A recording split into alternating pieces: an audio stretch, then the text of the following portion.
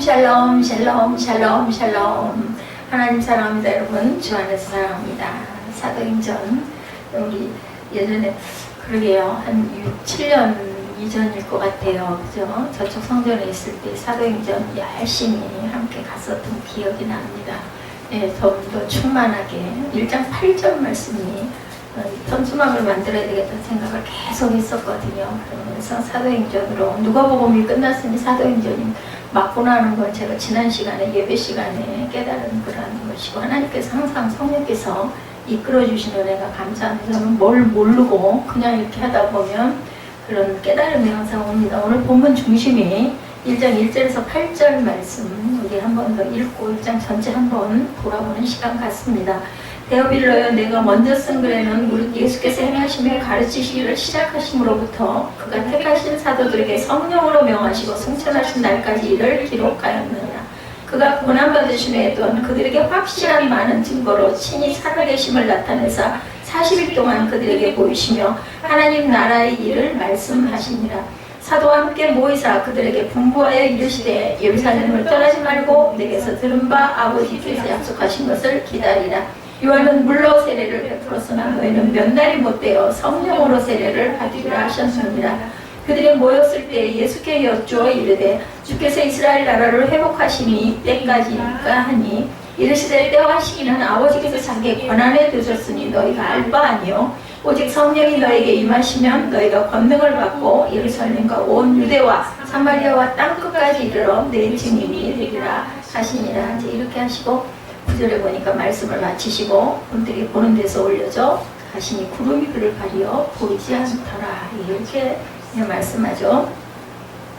1장 전체 우리 한번 봅니다. 9절까지 읽었으니까 예수님의 생애 기간의 사역을 통해서 많은 일들을 이루신 것을 우리가 압니다. 자, 예수님의 생애는 그의 죽으심과 살아나심을 통해서 지상 사역을 마무리하시죠. 그리고 그것이 열쇠가 돼서 돌아가심으로 인하여 우리가 구원을 받고 그리고 다시 부활하심으로 인하여 우리가 또한 영생을 소유하였다. 이게 기독교 신앙의 마침이자 모든 전체라고 저는 생각합니다. 부활하시는 40일의 마지막 시간, 예수께서 아주 귀한 시간 돌아가시고도 부활하시고도 40일 동안 머물러 계시면서 제자들을 다 찾아가지고 저 중요한 부분들을 이루시고 가시죠. 하나님의 나라에 대한 가르침과 증인의 삶에 대한 명령과 소수의 공동체를 다시금 재정비시키는 놀라운 모습을 우리가 생각해 볼 수가 있다. 여기서 우리가 위로를 받을 수 있는 건 소수의 공동체입니다. 부활의 증거죠. 먼저 쓴 글, 데오빌로여, 내가 먼저 쓴 글이라는 말이 나왔어요. 여기서 먼저 쓴 글은 뭘까요? 누가의 먼저 쓴 글은 뭘까요? 누가복음을 의미하고 있다는 것을 우리가 짚고 갑니다. 누가는 먼저 쓴 글에 예수님의 행하심을 가르치시기를 성령으로 명하시고 승천하신 날까지 이를 기록하였느니라고 2절에 말씀을 합니다. 예수님의 생애와 사역에 대해서 썼다는 것을 우리가 분명히 깨달아 알 수 있겠죠. 그리고 사도행전 두 번째 글이 예수께서 승천하신 날도부터 제자들에게 계신 그분의 영으로 계속해서 행하시고 가르치실 일을 밝히고 계시죠. 그분의 영으로 계속해서 행하시고 가르치실 일, 그것을 3절에 말씀하고 계십니다. 그가 고난받으신 후에 또한 그들에게 확실한 많은 증거로 친히 살아계심을 나타내사 40일 동안 그들에게 보이시며 하나님 나라 일을 말씀하시니라. 이것을 의미하고 있습니다. 그분의 영으로, 성령으로, 그죠? 그래서 보니 그리스도의 가르침 마가복음 4장 2절에 이에 예수께서 여러 가지를 비유로 가르치시니 그 가르치시는 중에 그들에게 이르시되 이렇게 말씀합니다. 그리스도의 승천에 대해서 누가복음 우리 지난주 봤었던 24장 51절 말씀이죠. 우리는 이 사람이 이스라엘을 성령할 자라고 바람노라 이뿐 아니라 이 일이 일어난 지가 사흘째요. 이것이 당 사도행전 1장 6절에도 같이 나타나 있죠. 주께서 이스라엘 나라를 회복하심이 이때이니까 라고 제자들이 물어보는 말씀과 동일한 말씀입니다. 예수님의 마지막 40일에 대해서 나타나고 있죠. 3절에 보니까 그가 고난 받으신 후에 그들에게 확실한 많은 증거로 친히 살아계심을 나타내사 40일 동안 그들에게 보이시며 하나님 나라 일을 말씀하셨다.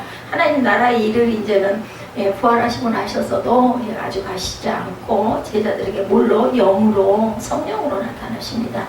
자, 주님의 부활의 여러 모습들은 부활의 실제를 증명하고 있다는 것을 우리가 또 알아야 된다. 예수 그리스도는 부활에 대한 많은 실제적 증거들을 보이셨죠. 또한 부활하신 후 40일 동안 주님은 제자들에게 나타나셔서 그들과 함께 하나님 나라의 일을 말씀하십니다. 그때는 예수님께서 생전에 말씀하신 대로 죽은 자들 가운데 살아나신 터였으므로 말씀하신 그대로 이루어지셨어요. 그죠? 제자들로서는 그 말씀의 의미를 더 잘 이해할 수가 있었다. 살아계실 때는 그 얘기를 해도 설마 하니 그런 일이 어디 있어. 왜냐면 우리가 보지 못한 건 믿기가 좀 어려워요. 그죠? 그런 일이 없었기 때문에. 그런데 이미 예수님은 십자가 못 박혀 돌아가셨는데도 불구하고 그 이후에 제자들에게 나타나시고 생선도 잡수시고 얘기를 하시고 하니까는 이건 정말 안 믿을래 안 믿을 수가 없죠. 사실 하나님 나라가 출범한 것은 예수님의 죽으심과 부활이 있은 후였던 것을 우리가 그래서 알 수가 있다.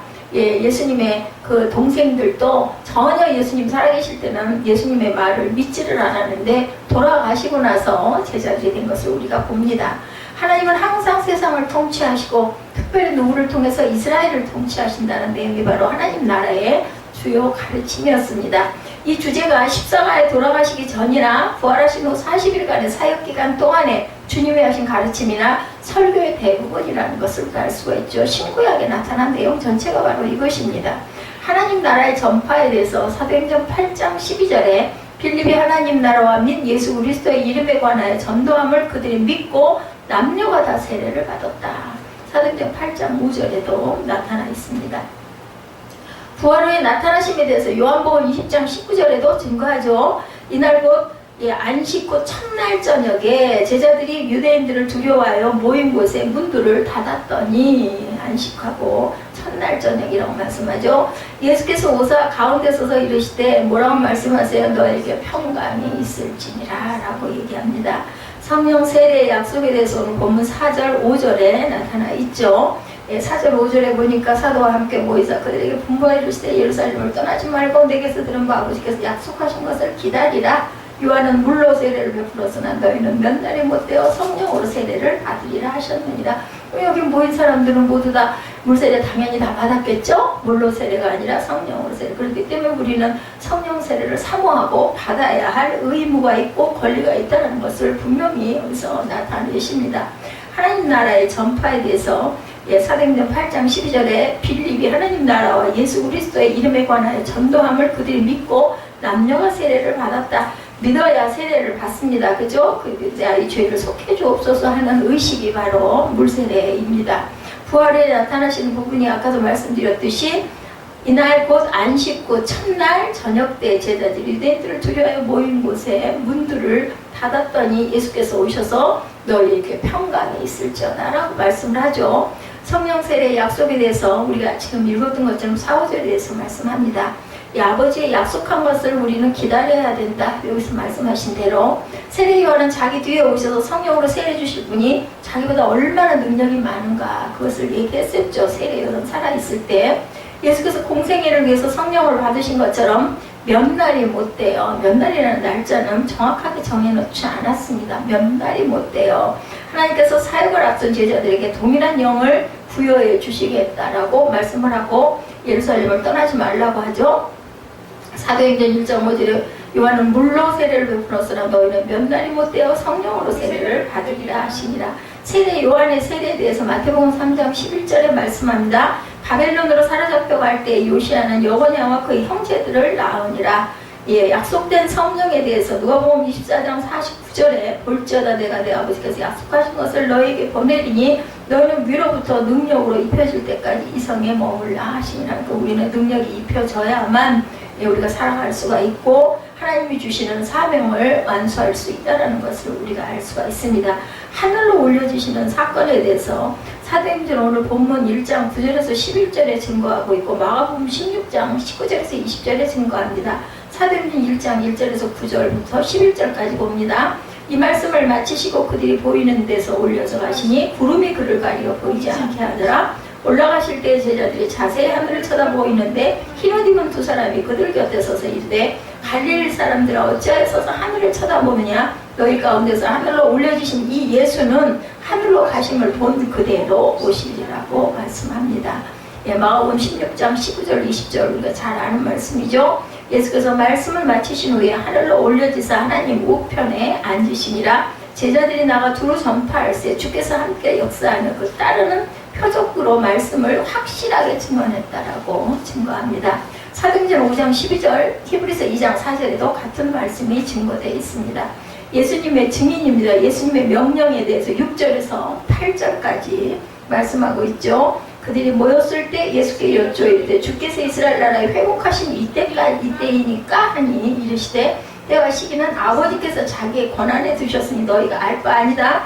오직 성령이 너희에게 임하시면 너희가 권능을 받고 예루살렘과 온 유대와 사마리아 땅 끝까지 이르러 내 증인이 되리라. 아까 제가 읽어드린 누가복음 24장 49절에도 같은 말씀이 나타나 있습니다.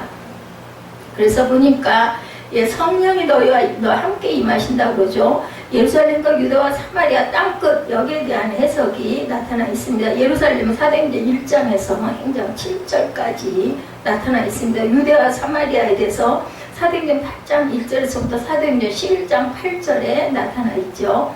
사도행전 11장 18절에 뭐라고 말씀하세요? 유대와 사마리아와 땅끝을 말하게 하고 있습니다. 11장 19절을 보니까 그때 스데반에로 일어난 환란으로 말미암아 흩어진 자들이 베니게와 구브로와 안디옥까지 이르러 유대인에게 말씀을 전하는데 그 중에 구브로와 구레네 몇 사람이 안디옥에 이르러 헬라인에게도 말하여 주 예수를 전파하니. 헬라인이 뭐예요? 이방인이죠. 21절에 주의 손이 그들과 함께 하심에 수많은 사람들이 믿고 주께 돌아오더라. 그러니까 이방인에게 증거되고 전파된 부분이 바로 땅 끝까지 증거하는 그 내용이라고 말씀을 합니다. 사마리아도 마찬가지죠. 그래서 영적인 능력에 대해서 디모데후서 1장 7절에 보니까 하나님이 우리에게 주신 것은 두려워하는 마음이 아니요. 아까 그 얘기했죠. 하도 작은 것을 놀랬더니 있다 하고 보여주셨다고. 제가 오늘 수영장에서 느낀 게 그거였었어요. 참 나는 굉장히 겁이 많은 사람이고 겁이 많다 보니까 뭔가를 하나 해갈 때 굉장히 오래 망설이고 조심하고 이리 생각하고 저리 생각하는.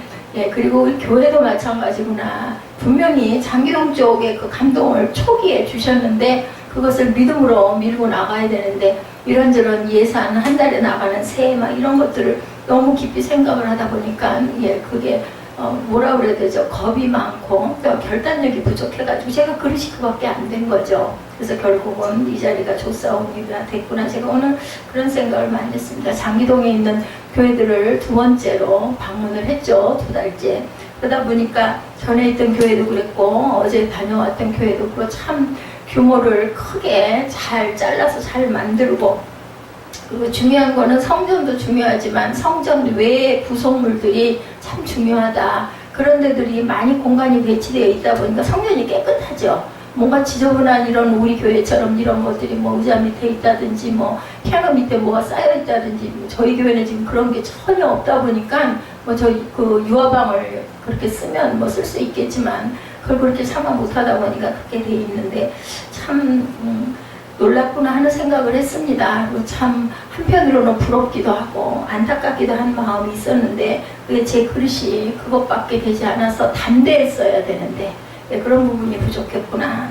그렇기 때문에 또 하나님이 저를 긍휼히 여기셔서 주시는 은혜도 또한 많은 걸로 제가 그런 생각을 했습니다. 수영을 요즘에 아주 잘해요. 뭔가를 영상도 좀 보고 그 머리에다 막 그걸 기록을 하고 수영하면서 계속 그걸 생각을 하면서 하다 보니까 이제는 참 배영을 잘하십니다라는 소리를 들을 정도로 잘해져서 가면 절대로 발을 내리고 쉬지 않고 특별한 장애가 없는 한은 그냥 갔다 왔다를 계속 반복을 합니다. 그래서 아마 좀 더 육신적으로도 좀 피로감을 많이 느끼지 않나. 그래서 이렇게 2달 조금 더 됐죠. 열심히 2달 조금 더 되는 시간에 제일 싫어했던 배영을 그걸 누가 알았겠어요. 그때 벌써 20몇 년 전에 수영을 할 때 자유형은 그냥 기본적으로 그때도 제가 빨리 못 갔다고 그 유은정 집사가 얘기를 하죠. 좀 느렸다고 막 발차기가 시원치 않았거나 뭐가 안 좋았겠죠. 그때는 그런 생각 못하고 그렇게 다녔는데 이번에 배영은 왜 그렇게 열심히 했느냐면 남들에게 폐가 안 돼야 되기 때문에 제가 속도가 느리다 보니까 막 접영을 하거나 다른 자유형을 막 편하게 마음껏 하는 사람들에 비해서는 배영이 좀 느려요. 그렇지 않아도 느린데다 느리니까 걸림돌이 될까봐 항상 피해 다니고 전전긍긍하고 너무 미안해하고 그런 부분이 있어서 방법은 내가 배영을 잘하는 방법, 그래서 빨리 가는 방법을 연구하는 것밖에는 살아남을 길이 없겠구나. 여기서 더 내려갈 자리가 없으니까 그랬더니 이제는 아마 풀장 전체에서 자유수영하는 사람들 속에서 아마 제일 오랫동안 끝까지 끊임없이 누가 봐도 정말 열심히 수영을 하는구나 라는 얘기를 들을 정도로 그렇게 잘하고 있습니다. 그래서 하나님이 여러 가지 그 기관을 튼튼하게 해주시는 거, 지금 기본적인 건 뭐 나아진 게 하나도 없지만, 그리고 또한 뭐랄까 정신적으로나 움직임이나 이런 부분에 동선들이 좀 생겨서 지방에도 연결이 돼가지고 끝나는 시간하고 지방에 가는 시간하고 웬만큼 맞기 때문에 일부러 챙기고 안 가도 삶이 조금 염려도 되고, 어제도 제가 좀 느낀 거지만 좀 멋지게 뭐 저고리도 잘 입고 그래서 다 챙기고 갔더랬으면 사람들 시선에 더 좋았을 텐데, 그걸 내가 못하고 다니니까 좀 초라하고 왜소하다라는 생각이 들지만, 하나님께서는 초라하고 왜소한 사람들을 더 사랑하셨어요. 그리고 그건 뭐 얼마든지 고칠 수도 있으니까, 중요한 거는 가장 중요한 건 내 마음속에 하나님이 계신가 안 계신가. 그리고 은혜를 받습니다. 그 찬양을 통해서 어제는 또 그 여자분들 두 분이, 한 분은 전지태반, 한 분은 또 다른 부분에 질병을 가지신 두 분이 앞으로 그 교회에 그 집사님들이랑 어쩜 그렇게 깨끗하고 젊고 곱게 생겼는지, 예, 화장기 없는 얼굴이 정말 단정하고 예쁜 분들 두 분이 나오셔가지고, 예, 그 전지태반으로 지금 8개월 정도 좀 더 됐다라는데 배가 좀 부르셨더라고요. 그분은 여자 목사님들이, 또 이제 또 다른 한 자매님은 남자 목사님들이 가서 우리 같이 붙들고 기도해주자, 이제 이런 얘기가 많이 좀 달라졌어요, 집안에가. 예, 그리고 이제 기도를 시키는 것도 임원들만 시키지 않고 보니까 안 나오시는 분들 위주로 이렇게 좀 돌려서 하시는 부분은 참 좋은 것 같더라고요. 그래서 그 여자분을 붙들고 이제 몸에 손을 얹고 하려면은 아무래도 이제 태아를 가지신 분이니까, 그래서 여자 목사님들한테 이제 사모님들 말고 목사님들 나오셔서 기도해달라고 해서 제가 손을 얹고 기도하면서 감동을 제가 많이 받아서 많이 울었습니다. 기도하면서. 참 누가 알겠어요. 하나님께서 이렇게 마음에 감동을 주시고 은혜를 주시고 분명히 성령이 임하시는 그러한 그 광경을 다 상대가 보면서 참 감사하고, 하나님 드릴 게 아무것도 없죠. 몸밖에 없습니다. 저는 그렇게 고백을 합니다. 그렇게 함에도 불구하고 육신적으로는 약해가지고 그 예배 내내, 어저께 예배가 좀 길었어요. 예배 내내 빨리 갈 궁리만 했죠. 근데 이제 마지막에 안수기도를 해주라는 부분 때문에 오랜만에 누군가 우리 그 성도들 외에 다른 분에게 누군가가 손을 얹고 기도해주는 그런 그 사건을 통해서 또 좀 힘을 얻어가지고, 제가 이제 회장님한테 제가 어쩌면 먼저 갈지도 모르겠다고 너무 고나고 힘이 들더라고요. 앉아있는데 그렇게 아픈 부분도 너무 다치고 아프고, 그래서 안 되겠다, 밥은 먹지 말고 배가 고프고 먹고 아무 생각도 없고 정신도 없고 빨리 가야 되겠다 했는데, 그분 손 얹고 기도해주고 나니까 또 좀 견딜만, 그러고 나니까 조금 좀 나아진 것 같아서, 바로 그냥 식당이 바로 옆에 열려있고 옥상이 잘 돼 있어요. 옛날에 그 제가 그 어디죠, 산들교회가 거기 그 일산, 거기 갔을 때 옥상이 이뻤잖아요. 거기처럼 아주 옥상 분위기가 굉장히 예쁘게 되어 있는 그런 데서, 옥상에서 먹어도 그쪽으로 나가서 테라스가 돼 있어요. 나가 먹어도 되고 안에서 식사해도 된다는데 바로 그냥 옆이니까 가가지고 그냥 뷔페식이라 접시를 좀 떠서 조금만 먹고 가야지 하고는, 먹고는 누가 쫓아오는 사람도 없는데 조금 좀 어저께 좀 안 좋았습니다. 침체된 부분도 있고, 예, 그래서 그냥 좀 내가 초라해 보이기도 하고, 사모들하고 오고 하다 보니까 사람들 시선이 저는 목사로 보지 않는 분들이 많아요. 옛날부터도 그래요. 옛날에 날씬해서 잘 입고 다닐 때도 상으로 보이지 목사로 보이시지는 않는 것 같더라고요. 차 남발을 접고 하는데도, 예, 저한테는 주시를 안 오고 다른 분들한테만 물어보고 해가지고 좀 그런 부분도 조금 좀 안 좋았고, 지방의 임원이라는 사람이 나를 빨리 보고도 인사를 안 해요. 그래서 나도 똑같이 인사 안 했죠. 좋은 건 아닌데 인사를 안 하고, 같이 마주쳐가지고 인사를 안 하고, 바빠가지고 그럴 때는 인사 못하고 안 하고 넘어갈 수 있는데, 좀 느낌이 좀 그런 게 있어가지고 내가 좀 이렇게 혼자고 왜소하고 이게 차림새도 이렇고 하다 보니까 그래서 그런가 하는 생각이 좀 들어가지고, 또 안 오신 분들도 참 많아요. 눈에 띄던, 그 전에 뛰던 분들이 많이 빠지셔서 안 오신 분들도 있고, 그 대신 이제 젊은 세력들이 좀 많이, 그 전도사 보셨죠? 95년생이면 도대체 몇 살인가 하고 봤더니 한 23살 정도. 아주 예쁘게 생겼더라고. 얼굴도 굉장히 예쁘고 날씬하고 예쁜 여자분이 23살이었던 것 같아요. 남자분은 85년생인가? 그러니까 그분도 나이가 별로 많지가 않고, 그래서 전도사님들이 굉장히 좀 젊어지셨구나. 지난번에 그 받을 때도 그랬는데 어저께도 2명이 전도사 임명, 이제 교단 전도사 임명을 받은 거죠. 이미 교회에서는 사역을 하시는 분들인데, 어쨌든 그러면서 제가 지방에 가라는 것도 누가 뭐 권했거나 아니면 우리가 조금 후원을 받기 위해서 1년에 몇 번은 얼굴을 좀 비춰야 된다는 것을 2017년도에도 2016년도에도 알고는 있었는데, 중요한 거는 2018년도에 들어오면서 제가 그런 감동을 받았어요. 하나님께서 합력교회로 모이기에 힘써라 하는 말씀이 있고, 지방에 참석을 좀 해야 되겠다. 그게 이제 뭐하고 맞물렸냐면 수영장 나가는 부분하고 조금 맞물리면서 그런 감동이 와서 사실은 나가게 됐는데, 지방의 모토가 모이기에 힘쓰는 해, 뭐 이런 게 가보니까 그런 부분이 있어서 또 놀랐습니다. 저 이제 가보지도 않고 듣지도 않았는데 그런 마음이 와서 가야 되겠구나. 그것도 좀 많이 망설였죠.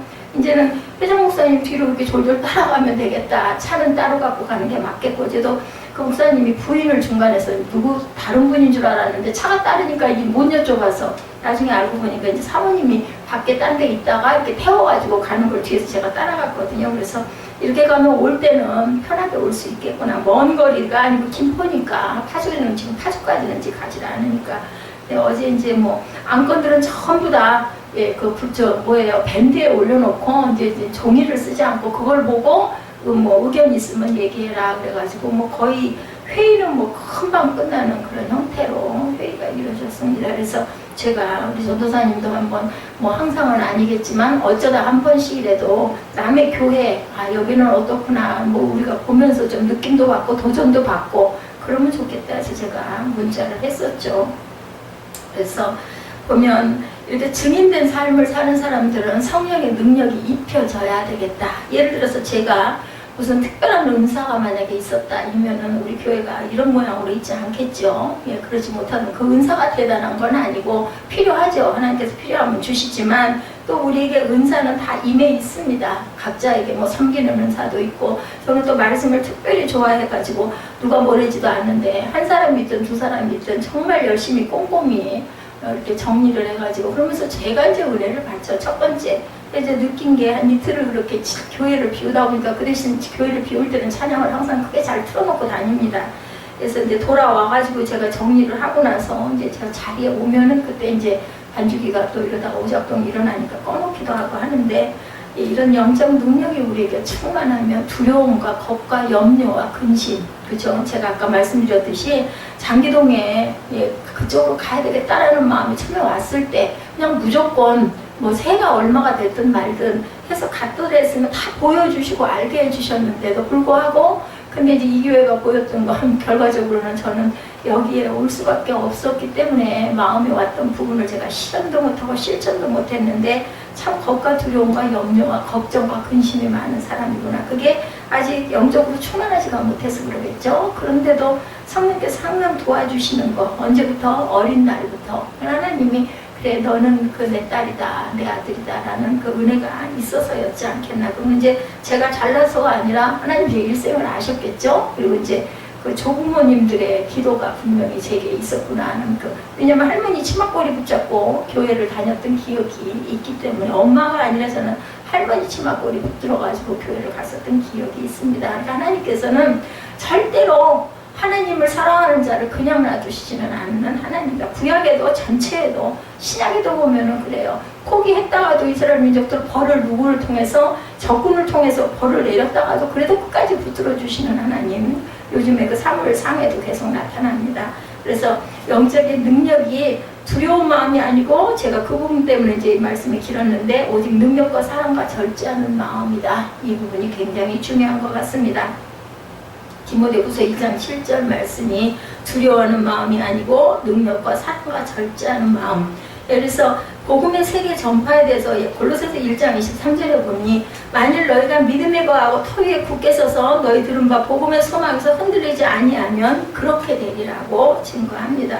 우리가 이 말씀을 항상 찾아보고 증거를 하는 건 예수님도 그러셨잖아요. 내가 이렇게 해서 부활하리라 라고 말씀하시고 십자가에 못 박혀서 돌아가신 다음에도 40일 동안 계시면서 자꾸 제자들에게 나타나시고 말씀하시고 하늘나라에 대해서 다시 얘기하고 가신 것은 왜 그러셨을까요? 내가 늘 너희한테 얘기했지, 내가 부활했노라 하고 보여주셔서, 증거를 해주셔서 깨닫게 하시고 알게 하시려고 그렇게 준비하고 가셨다는. 그렇기 때문에 우리는 성경 말씀을 볼 때 항상 거기에 대한 증거를 찾아서 봐야 됩니다. 그래야 우리가 온전한 증인이 될 수 있겠죠.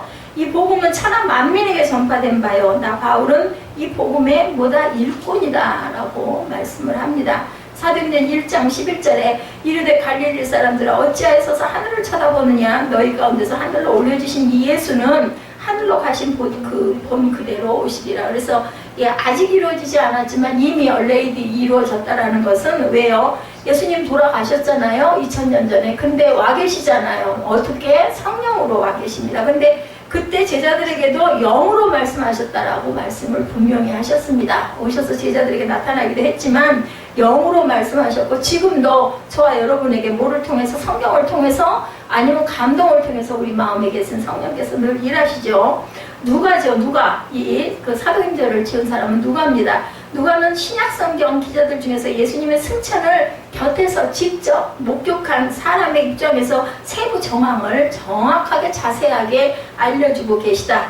예수님은 제자들에게 증인의 사명을 주시고 우리 보는 데서, 그들 보는 데서 올려가십니다. 누구 보는 데서? 누가가 보는 그때 그대로 올려가셨습니다. 그때 구름이 주님을 가려서 보이지 않게 되었다 본문에 나타나 있죠. 구약 성경에서 구름은 하나님의 영광을 둘러싸고 비록 가려진 형태이긴 하지만 그 영광이 임재하고 있음을 나타내요. 무슨 기둥? 구름 기둥. 그죠? 출애굽 때도 구름 기둥, 불 기둥이 바로 하나님의 임재를 나타내죠. 그래서 구름 기둥이 쓰면 그 자리에 쓰고, 구름 기둥이 진행하면 또 다시 따라가고, 불 기둥은 이제 추위를 막아주느라고, 앞을 밝혀주느라고, 우리가 그 내용이 바로 그 모습을 우리에게 상징한다. 주님이 보이지 않게 되었을 때 누가 나타났어요? 흰옷 입은 두 사람이 하늘에 보였었죠. 사도들에게 얘기하죠. 하늘로 가심을 본 그대로 오시리라고 말씀을 하십니다. 사도행전 1장 10절이죠. 올라가실 때 제자들이 하늘을 자세히 쳐다보이는데 흰옷 입은 두 사람이 그들 곁에 서서 친히 인자와 구름을 타고 능력과 큰 영광으로 올 것이다. 바울은 그리스도의 재림에 대해서 많은 것을 가르치고 있음을 우리가 볼 수가 있습니다. 하나님께서 또한 우리에게 그리스도의 재림을 생각하며 피차 뭐해라? 위로해라고 말씀을 하죠. 주님과 사도들로부터 이어받은 이 교리가 오늘날의 교회의 증거에서 별로 나타나지를 않고 있는 것이 굉장히 아쉽다. 그래서 신학자들은 그건 그때 예수님 계신 당시, 아니면 예수님이 오셔서 성령으로 기름 부어주시는 그때만 임했지 지금은 그런 것들이 없다라고 하는데 그렇지 않습니다. 저는 그렇게 생각하지 않습니다. 믿음의 증인 베드로전서 5장 1절에 너희 중 장로들에게 권하노니 나는 함께 장로된 자요 그리스도의 증인의 고난의 증인이요, 베드로가 얘기하죠. 나타날 영광에 참여할 자다라고 얘기를 합니다. 재림에 대한 예언이 히브리서 9장 28절, 히브리서는 누가? 바울이 썼다고들 다들 그렇게 그죠 짐작들 하죠. 그리스도도 많은 사람의 죄를 담당하시려고 단번에 들이신 바 되셨고 구원에 이르게 하기 위하여 죄와 상관없이 자기를 바라는 자들에게 몇 번째? 두 번째 나타나시니라고 말씀을 합니다. 마가의 다락방 사건 1장 13절에 사도행전 들어가 그 뒤에 요한은 다락방으로 올라가니 제자들은 예루살렘을 떠나지 않고 한자리에 모여 있었죠. 놀라운 사실은 예수님의 친형제들이 그곳에 제자들과 함께 있었다. 아까 제가 말씀드린 대로 예수님이 살아계실 때는 못 박히기 전에는 전혀 예수님이 하나님의 아들이라는 걸 믿지 않다가 이제 모여 있어요. 그죠? 예루살렘을 떠나지 말고 너희들이 기도에 힘쓰라고 얘기하시죠. 사도행전 1장 14절에 예수들과 여자들과 예수의 어머니 마리아와 예수의 아우들과 더불어 마음을 같이하여 오로지 기도에 힘쓰니라. 모여서 기도했겠죠. 복음서에 나타나는 그 형제들은 분명히 공생애 동안 예수님의 사역에 함께하지 않았던 그러한 동생들이었다. 그런데 예수님의 죽음과 부활 후에 정말 예수님이 부활하셨구나 라는 생각을 하게 되죠. 이게 바로 증거입니다. 그래서 예수께서 증거하시느라고 40일 동안을 계시다가 올라가셨다. 그 이후로 부활하신 주님이 큰동생 야고보에게 나타나셨던 사실을 우리가 기억해 볼 수가 있죠. 이 일로 인해서 야고보와 온 가족은 헌신적인 제자가 됩니다. 그리고 다락방에 모인 무리들은 마음을 같이하여 함께 기도에 힘썼다. 그 연합이 되었던 거죠. 13절에 보니까 그들이 요한은 다락방으로 올라가니 거기에 누가 있었어요? 베드로, 요한, 야고보, 안드레와 빌립, 도마와 바들로메, 마테와 및 알페오의 아들 야고보, 새로신 시몬, 야고보의 아들 유다가 다 거기 있어. 모두 다 거기 있습니다. 그리스도의 형제들에서 마태복음 12장 46절에 예수께서 우리에게 말씀하실 때 그의 어머니와 동생들이 예수께 말하려고 밖에 섰더니 라고 얘기합니다. 합심해서 기도하죠. 마태복음 18장 19절에 진실로 다시 너에게 이르노니 너희 중에 두 사람이 땅에서 합심하여 무엇이든지 구하면 다행이에요. 너희 중에 두 사람이라고 얘기합니다. 여기에서는 18장 19절에는 무엇이든지 구하면 하늘에 계신 내 아버지 그들을 위하여 이루게 하시리라고 말씀을 합니다. 그리고 마태복음 18장 20절 다음 절에 두세 사람이 내 이름으로 모인 곳에는 나도 그들 중에 있느니라. 이렇게 말씀하죠. 그러니까 두 사람도 둘이 맞붙들고 같이 기도하면은 하나님께서 이루게 하신다. 그러니까 혼자 기도하는 것보다는 항상 어디를 신방할 때도 그렇고 혼자 가는 것보다는 두 사람 이상은 짝을 가는 게 좋다. 그 다음 부분에 마띠아에 대해서 나옵니다. 그죠? 가룟 유다 대신 뽑힌 마띠아. 1장 15절 25절이죠. 봉사와 및 사도의 직분을 대신할 자인지를 보시옵소서. 유다는 이 직분을 버리고 제 곳으로 갔나이다. 일단 죽었죠. 26절에 제비보와 마띠아를 얻으니 그가 11사도의 수에 들어가니라. 근데 이 마띠아는 여기에만 나타나고 그 다음에는 나타나지를 않습니다. 가룟 유다의 죽음에 대해서 또 15절부터 말씀하고 있죠. 120명의 무리가 한자리에 모였어요. 120문도들이. 그리고 베드로의 설교가 이어집니다. 오늘 본문에 베드로는 유다의 죽음에 대해서 언급하죠. 15절에 보니까 모인 무리가 수가 약 120명이나 되더라. 그때 베드로가 그 형제들 가운데 일어서서 이르되, 사도행전 2장 41절에도 말합니다. 그 말을 받은 사람들은 세례를 받으며 그날의 신도의 수가 3천이나 더하더라. 베드로가 설교할 때마다 이렇게 아주 엄청난 부흥이 있었다고 말씀하죠. 42절에 그들이 사도의 가르침을 받아 서로 교제하고 떡을 뜨며 오로지 또 기도합니다. 기도하기 힘쓴다. 1장 사도행전 1장 16절에 이제 베드로가 얘기해요. 형제들아 성령이 다윗의 입을 통하여 예수 잡는 자들의 길잡이가 된 유다를 가리켜 미리 말씀하신 성경이 응하게 하였으니 그것이 마땅하다. 시편 41편 9절에도 똑같은 말씀이 증거됩니다. 성령이 다윗을 통해 말씀하셨던 사실이 유다에게 그대로 이루어졌음을 베드로가 증거하죠. 또한 그 직분을 이을 자를 세워야 함에 대해서도 얘기합니다. 22절이죠. 항상 우리와 함께 다니던 사람 중에 하나를 세워 우리와 더불어 예수께서 부활하심을 증언할 사람이 되게 하리라. 한 사람을 채워야 되겠다. 1장 2절 사도행전 1장 9절에도 말씀합니다. 그가 택하신 사도들에게 성령으로 명하시고 승천하신 날까지 이를 기록하였다. 택하신 사도들입니다. 사도행전 2장 32절에 이 예수를 하나님이 살리신지라 우리가 다 그 일에 뭐다? 증인이로다. 이 사람들 하나님을 채워야 된다. 예언의 성취에 대해서 요한복음 17장 12절에 내가 그들과 함께 있을 때 내게 주신 아버지의 이름으로 그들을 보존하고 지키었나이다. 그 중에 하나도 멸망하지 않고 다만 멸망의 자식뿐이오니 이는 성경을 응하게 하려 합니다. 사도의 직분에 대해서 고린도후서 4장 1절에 그러므로 우리가 이 직분을 받아 긍휼하심을 입은 대로 낙심하지 아니하여야 되겠다라고 얘기합니다. 그래서 제비가 뽑힌 마띠아예요. 신기한 건 우리가 여기서 하나 더 알아야 됩니다. 마띠아 26절에 보니까 뭐라고 말씀하고 있냐면은 넘어가기가 쉬운 부분이에요.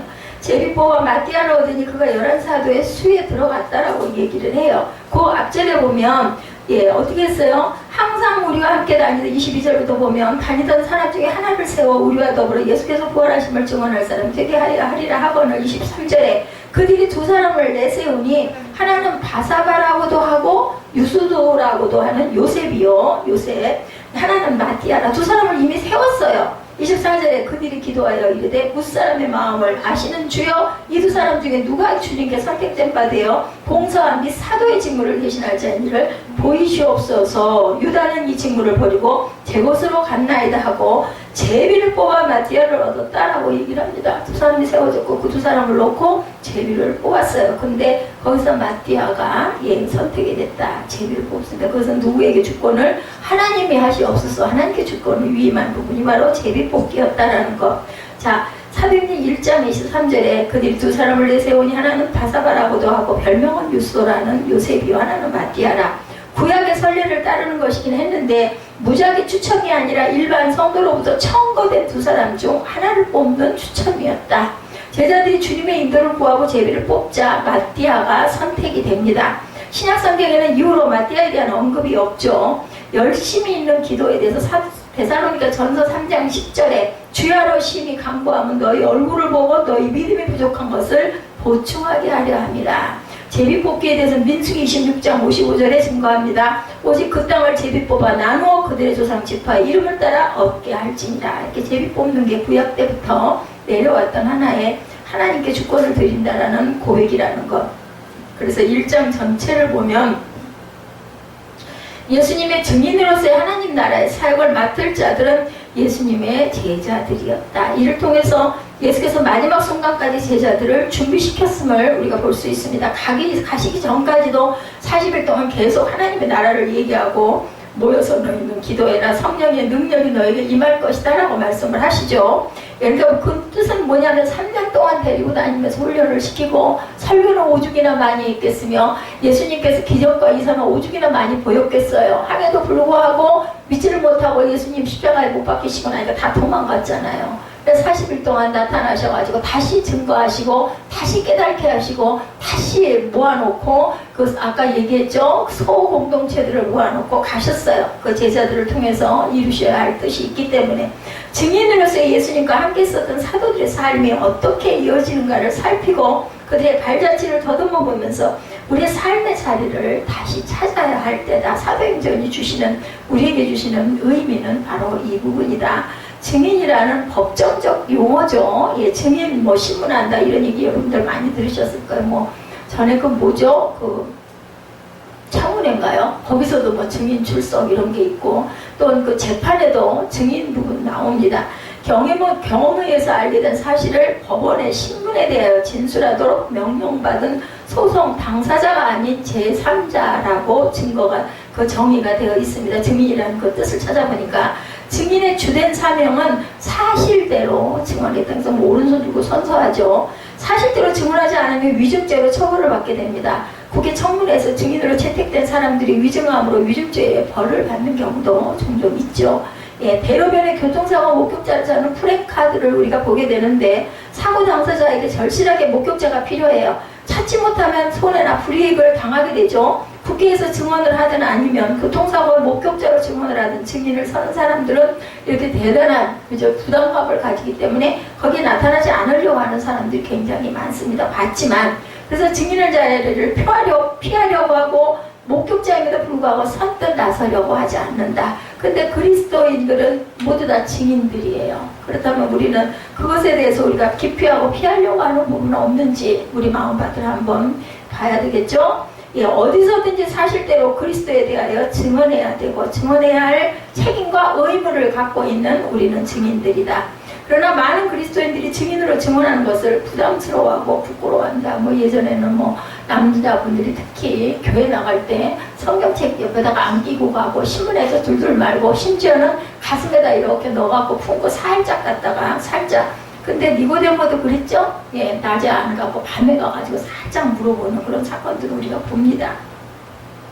종종 국회 청문회에서 증인들이 대답하죠. 기억이 나질 않습니다. 잘 모르겠습니다. 이런 대답을 많이 합니다. 예수님에 대하여 증언해야 하는 입장이 되었는데 잘 모르겠는데요. 기억이 나질 않습니다. 하고 대답한다면 우리는 하나님의 자녀들이라 제자는 절대로 아닌 거죠. 우리 속에는 자신있게 증언함으로써 그리스도를 증거하고 사명을 감당하고픈 열망들이 정확하게 살아 있어야 되겠다. 어떻게 확실한 증인의 사명을 감당하는 성도가 될 수 있을까? 오늘 본문 속에서 그 비결을 한번 발견해 봅니다. 1장 1절에 데오빌러여 내가 먼저 쓴 글에서 무릇 예수께서 행하시며 가르치시기를 시작하신부터 2절에 보니까 그가 택하신 사도들에게 성령으로 명하시고 승천하신 날까지의 일을 기록하노라. 누가 이거 쓴 거예요? 누가가 썼어요. 그죠? 누구에게? 데오빌러 각하에게 뭐 그때 그 어떤 그 지방의 그 뭐 분봉왕이든지 했을 것 같아요.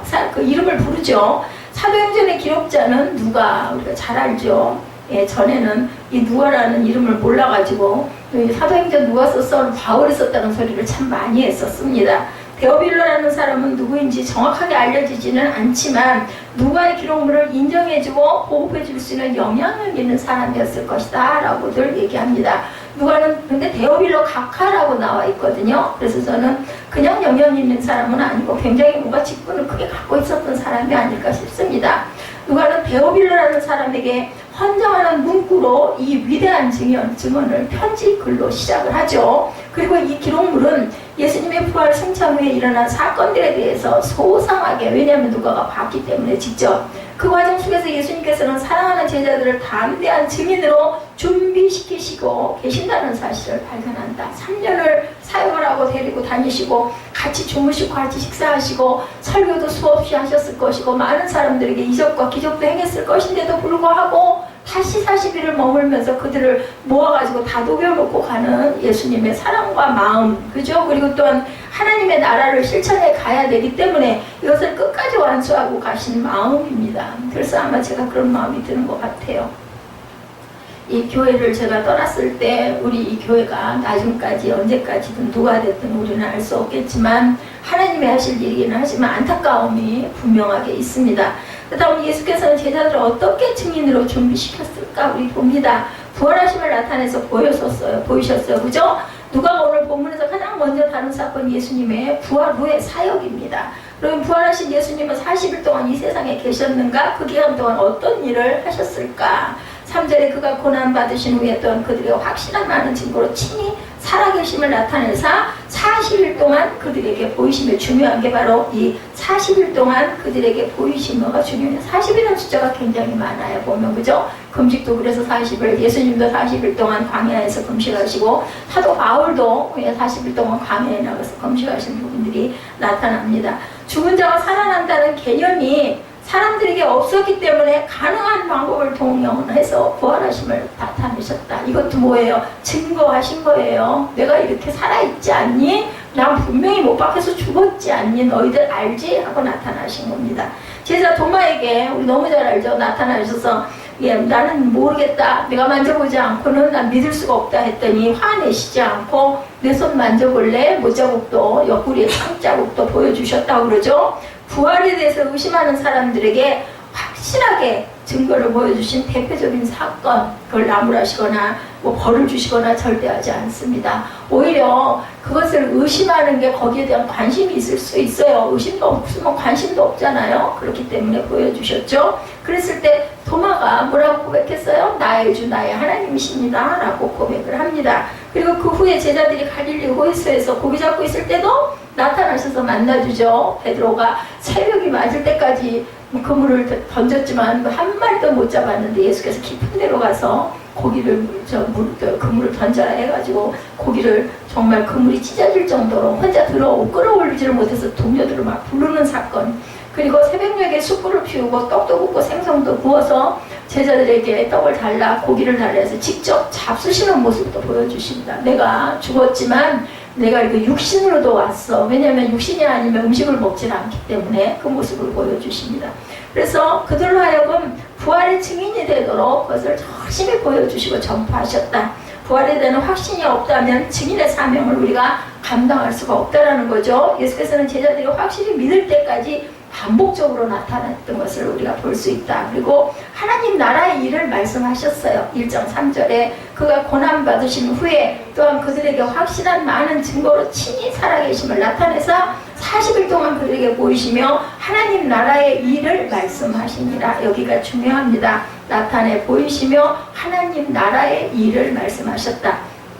부활을 의심하는 사람들의 관심은 하나님 나라가 아니라 무슨 관심이 있었을까요? 세상 나라에 대한 관심이 많았겠죠, 그죠? 예, 제가 아까 말씀드렸듯이 교회에 대한 감동이 있었는데도 아유 뭘 한 달에 세를 100만 원씩 내면서 어떻게 내가 그걸 감당을 하고 가, 이런 두려움, 이게 바로 세상 나라에 대한 생각을 하지 않았었나 하는 생각을 합니다.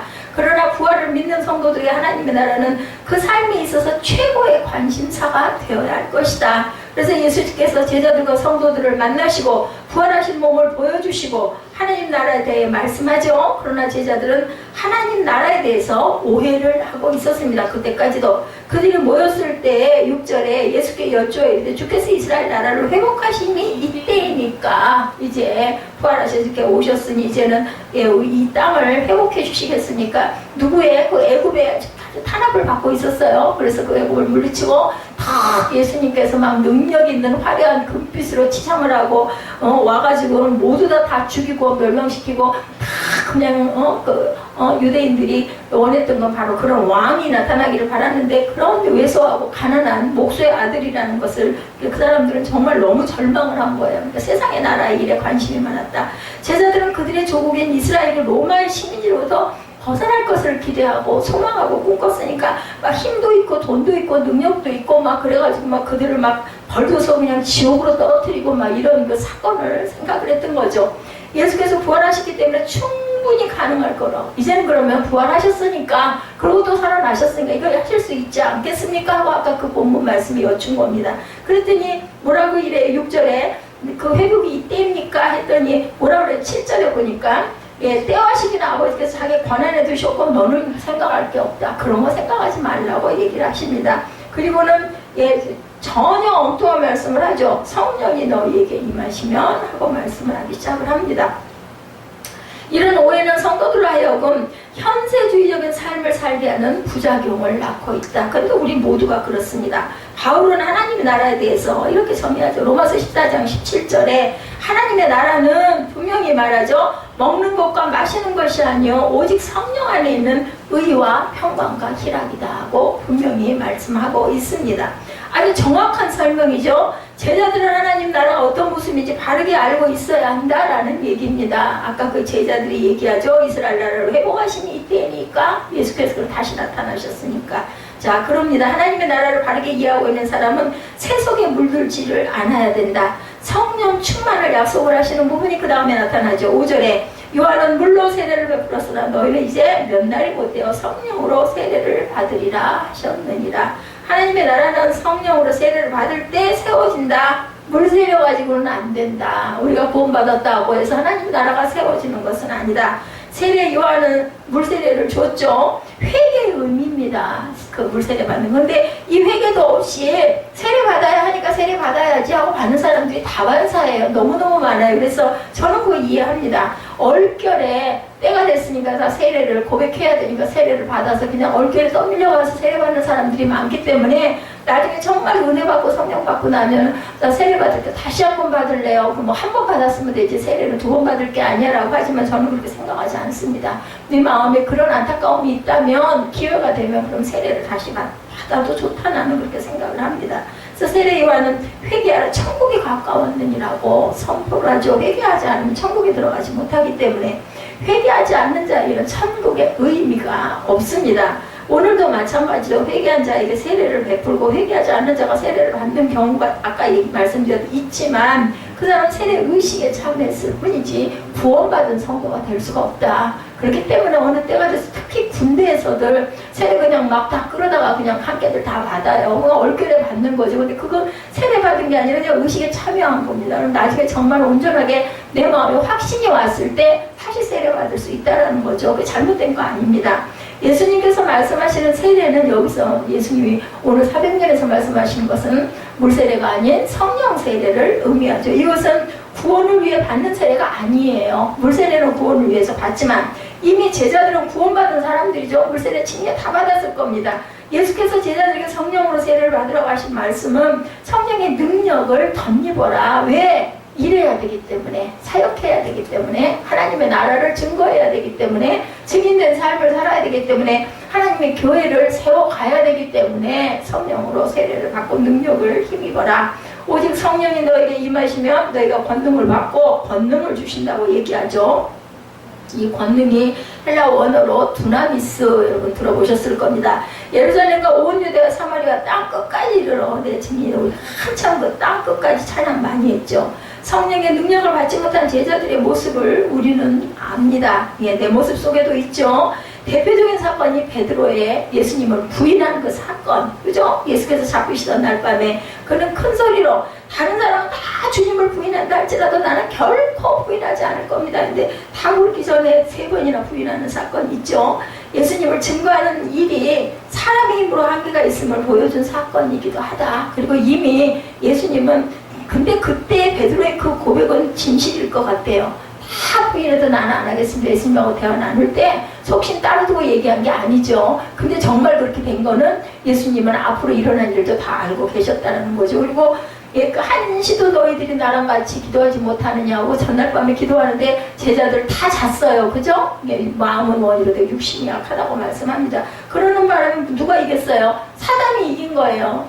밤새도록 만약에 같이 예수님과 같이 땀방울이 핏방울이 되도록 기도했더라면 베드로가 부인하는 사건이 일어나지 않았을 겁니다. 근데 그게 바로 우리 인간의 모습을 보여주시는 거죠. 그래서 예수께서는 성령으로 세례를 받을 것을 말씀합니다. 예수님을 증거하는 일이 사람의 힘으로는 한계가 있기 때문에 성령의 능력을 더 입지 않고는 안 되겠다. 제가 만약에 성령 세례를 안 받았다면 새생명교회, 새빛교회가 있었겠습니까? 있을 수가 없는 거죠. 어떻게 무슨 마음으로 무슨 배포로 이렇게 겁도 많고 두려움 많은 사람이 그냥 죽으면 죽으리라로 그렇게 세우라시니까 세워야지 하고 세웠겠느냐는 거죠. 구체적으로 분부하십니다. 네 번째로는 사도와 함께 모이사 그들에게 분부하여 이르시되 뭐하지 말라고 여기서 예루살렘의 의미와 증거는 지역적인 의미도 있지만 교회를 의미하고 있다. 내게서 들은 바 아버지께서 약속하신 것을 기다리라. 왜? 성령의 능력으로 너에게 임할 거라는 그 말씀을 기다리라. 성령은 충만을 받기 위한 구체적 지침을 두 가지로 말씀하여, 첫째는 예루살렘 성을 떠나지 말아라. 오늘날 우리가 증인으로의 역할을 감당하지 못하는 이유는 말씀대로 그대로 순종하지 않기 때문이죠. 예수님께서 예루살렘을 떠나지 말라고 하셨는데 조급한 마음에 진득하게 자리 지키지 못하고 다 어디로 갔어요? 자기 집으로 보따리 싸들머지고 가고 나는 고기 잡을 거야 그러고 고향으로 돌아가서 어부가 되고 다들 그러죠.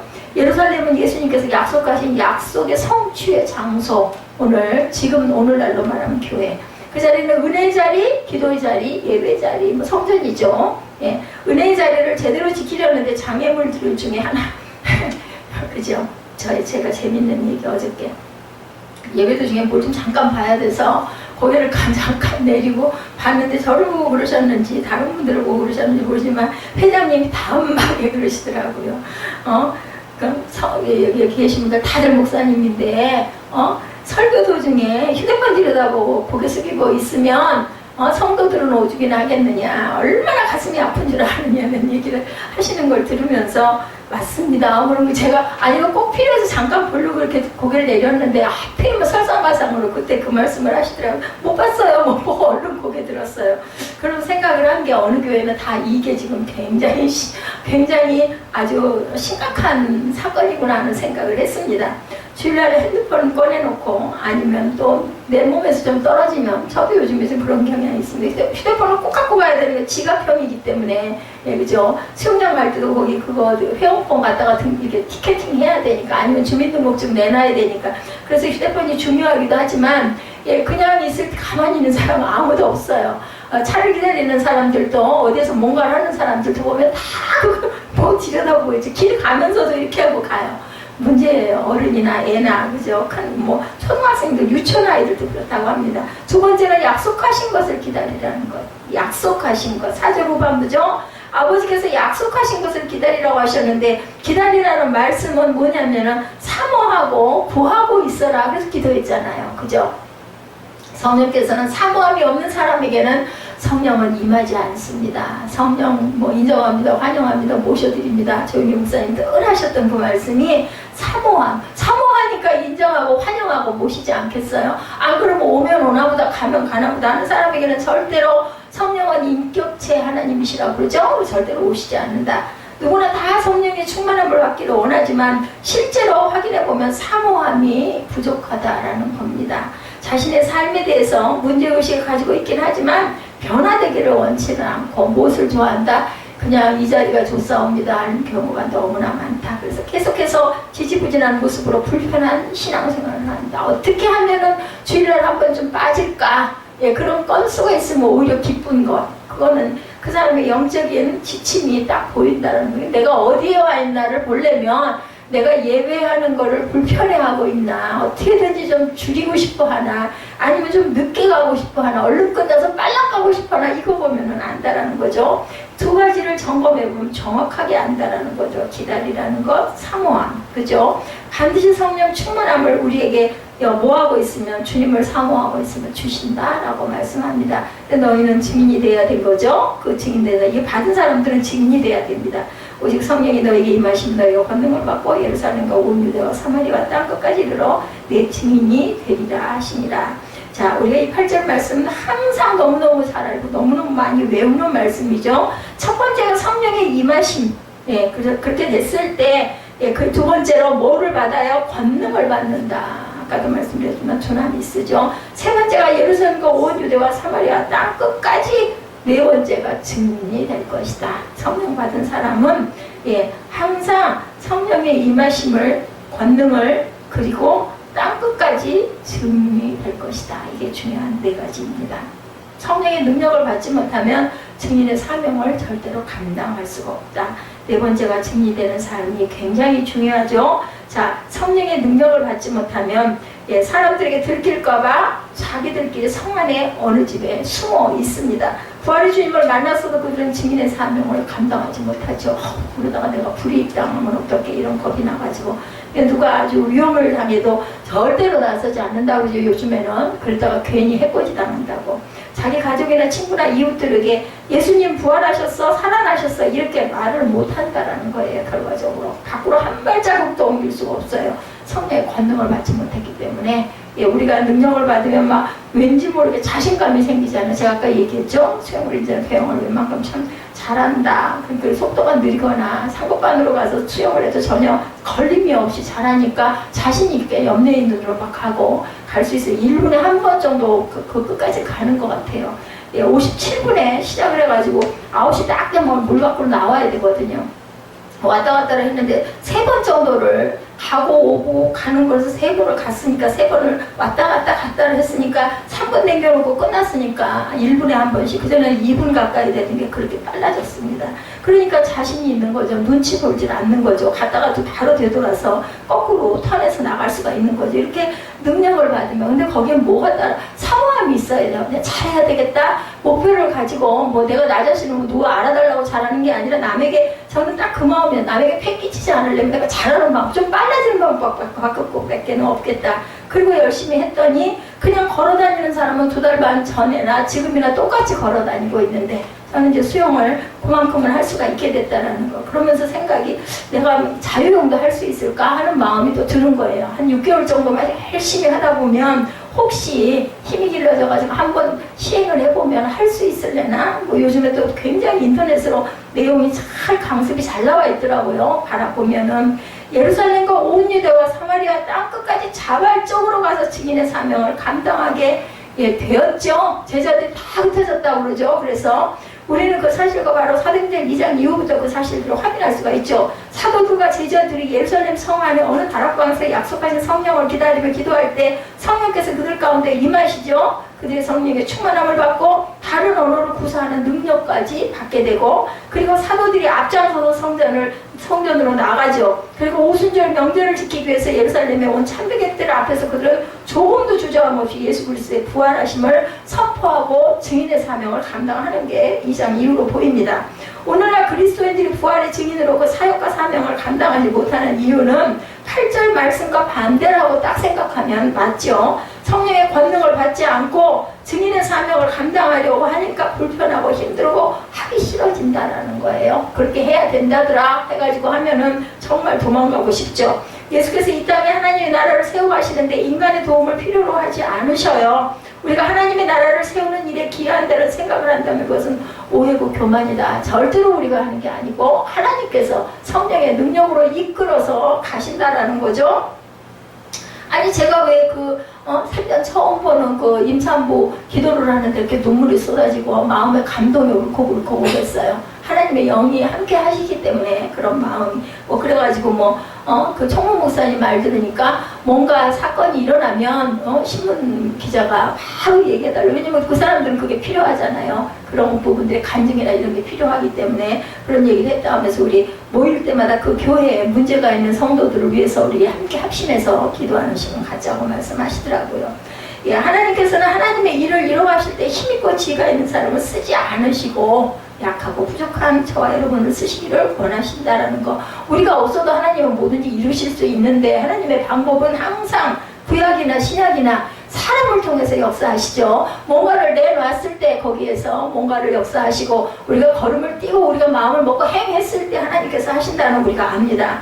오늘 1장 전체를 통해서 우리에게 주시는 분명한 메시지 두 가지를 잊지 마십시다. 첫째는 예수님의 관심사가 무엇인가 중요합니다. 3절의 말씀에서 부활하신 예수께서 40일 동안 하신 사역은 제자들을 만나셔서 하나님 나라에 대해서 말씀하신 것, 그 나라는 힘과 권력이 지배하는 나라가 아니고 공평과 정의와 사랑이 충만한 나라, 그리스도께서 다스리는 나라라는 거죠. 세상의 나라가 아니라 성령의 능력 안에 있는 나라. 예수께서는 제자들에게 기도를 가르칠 때도 하나님의 나라가 임하실 것을 기도하라고 말씀하죠. 예수님의 관심은 세상 나라가 아니라 하나님의 나라라는 겁니다. 두 번째, 제자들을 증인으로 사용하시기를 원한다. 사람을 꼭 들어 쓰시죠. 그래서 많은 증거로 살아나심을 보여주시고 성령을 보내시겠다고 또한 약속하시죠. 예수께서 당신의 능력으로 다 하실 수 있지만 증거의 사명을 당신들의 제자들에게 위임하시죠. 단순히 예수 믿고 영육간의 평안으로 이 땅에서 잘 살다가 천국에 가는 것도 복된 일이지만 그런 소망은 예수님의 관심사와는 거리가 있다는 것을 우리가 알아야 되겠다. 예수께서 우리 한 사람 한 사람이 예수님의 위대한 비전을 함께 세워나가기를 원하시죠. 낙심해 있는 제자들을 찾아가셔서 보여주시고 하나님 나라에 대해서 말씀해 주시고 성령을 약속하시고 성령으로 충만케 하신 것은 너희들이 해라예요. 너희들이 해라. 예, 우리 그 가나안 땅 정복을 했을 때도 뭐라고 그러세요? 너희들이 그들을 쫓아내라고 얘기하죠. 그 땅은 내가 너희에게 주었는데 거기에 있는 그 민족들을 너희가 쫓아내고 너희가 세워나가라고 말씀을 하신다는 것을 우리가 알아야 되겠다. 그리고 그 제자를 통해서 세상을 변화시키는 주역으로 삼으십니다. 주님께서는 제자들에게 위임하셨던 그 일을 오늘 우리에게도 위임하시기를 원하고 우리가 사는 이 세상 좋기도 하지만 불안하기도 하고 살만한 것 같은데 고통과 탄식의 소리는 나날로 더 드높아지는 이 세상에서 그리스도인들은 믿음의 눈으로 세상을 분별할 줄 알아야 되고 그 근본 원인은 우리 인생들이 해결할 수 없는 두 가지 문제, 죄와 죽음의 문제를 넘어서기를 하나님께서는 바라신다. 그래서 이 문제를 해결하신 분이 바로 예수 그리스도시죠. 그래서 예수 그리스도는 모든 인류의 소망이죠. 사람을 보며 세상을 보며 만족함이 없었네. 우리 찬양 많이 하죠. 나의 하나님 그분을 보면 나는 만족하겠네. 바람아 불라 그러죠. 동남풍아 불어라 서북풍아 불어라 가시밭은 백합화 예수 향기 날리니 할렐루야 아멘입니다. 이 찬양 얼마나 은혜가 있고 얼마나 은혜가 있는 분이 가사를 작곡했는지 작사를 했는지 알겠죠. 증인의 사명을 감당하는 일은 절망과 슬픔 속에서 탄식하는 인생들을 향하여 소망과 기쁨을 전해주는 일이고 그래서 우리는 그것을 기쁨으로 감당해야 되겠다. 하나님께서 우리를 통해서 하나님 나라가 이 땅에 전파되고 진정한 하나님의 나라가 세워지시기를 오늘도 저를 통해서 여러분을 통해서 이루기시를 원하시고 이 자리에 우리가 사도행전 1장을 묵상하고 갑니다. 그 시작은 우리가 증인으로서의 삶을 사는 것이고 이미 살고 있죠. 우리가 예수 그리스도를 증거할 때 주님의 관심에 동참하는 것이고 주님의 기쁨에 동참하는 것이다.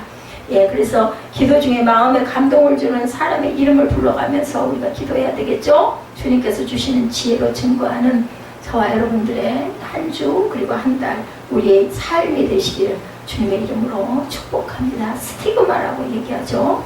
삶의 삶을 기뻐하면서 불편해하면서 고통스러워하면서 피하고 싶어하면서 잘 모르겠습니다가 아니라 열심히 증거할 줄 아는 저와 여러분 되시기를 성령의 능력이 입혀지시기를 주님의 이름으로 축복합니다.